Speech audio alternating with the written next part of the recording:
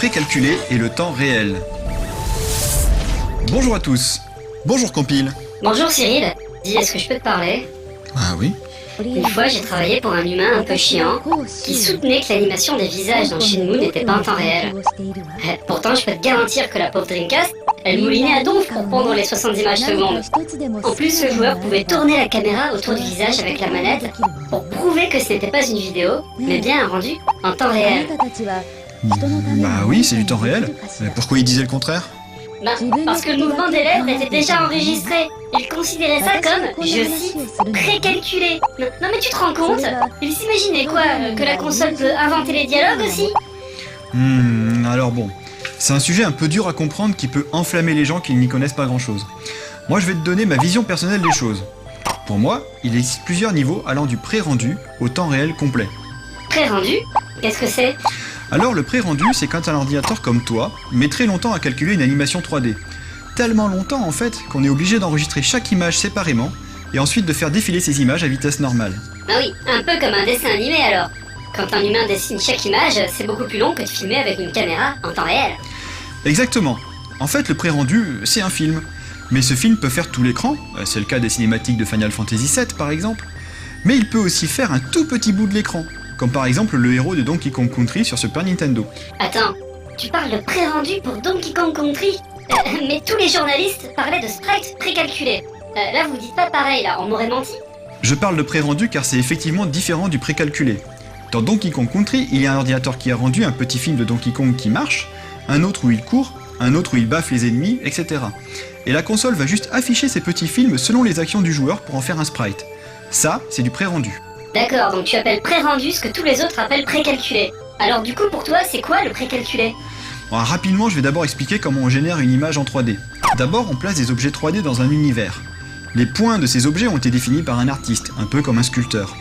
Ensuite, on place une caméra virtuelle dans l'univers. Là, il y a une très grosse phase où on va faire plein de calculs pour savoir ce que la caméra voit, où sont les objets, lesquels sont devant, derrière, etc. On obtient des points sur une image 2D par un procédé qu'on appelle la projection. C'est ce que voit la caméra.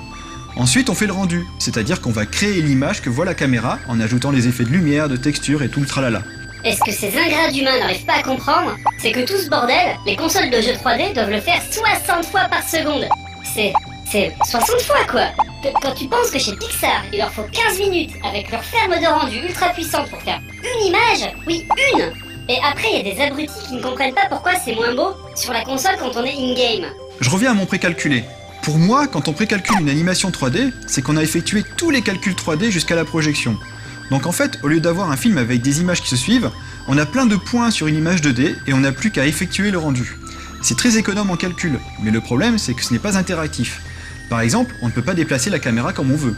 Mais du coup ça sert à rien ça dans les jeux, parce que si tu peux pas bouger la caméra...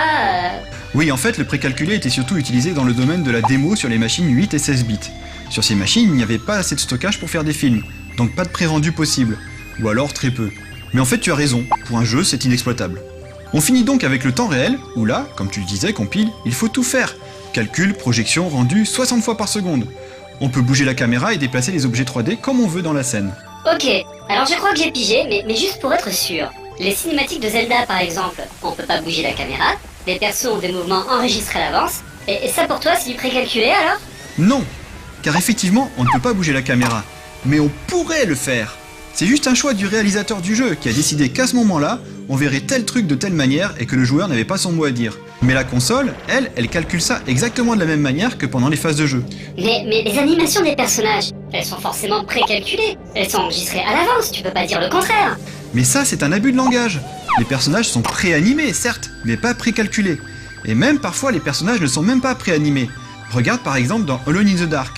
Le personnage n'était pas préanimé. Le programmeur n'avait en fait enregistré que les positions clés du personnage, et c'est l'ordinateur qui recréait les positions intermédiaires en temps réel. En temps réel, en temps réel. Vas-y, fous-toi de ma gueule. Et en fait, Cyril, c'est quoi une démo?